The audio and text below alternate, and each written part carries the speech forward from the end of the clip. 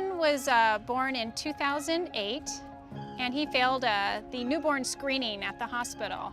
He was our first son, and we learned a couple weeks later that he had profound bilateral hearing loss. After about a year, we chose to have another son. We actually had him genetically tested in utero, and so we knew he was going to be born with some level of hearing loss as well.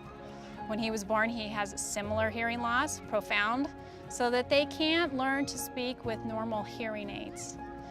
The cochlear implant is the only way that the two boys would have learned to communicate using spoken language. Otherwise, we would have had to have gone to a deaf school and done nothing but sign language with the two boys.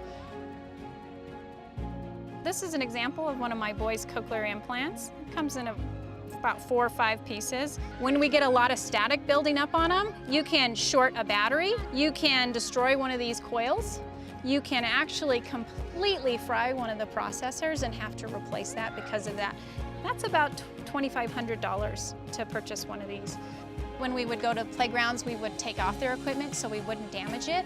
Then they couldn't hear us, and so we'd have to use sign language, which is not my husband and my preferred method of communication.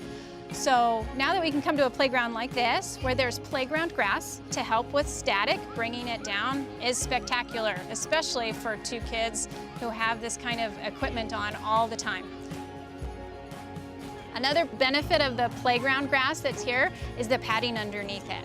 We don't have to worry about damaged parts. We don't have to worry about an ESD shorting the whole processor and having to replace a piece of equipment. They can have fun, they can communicate with each other, and they can communicate with all the other kids that are out here.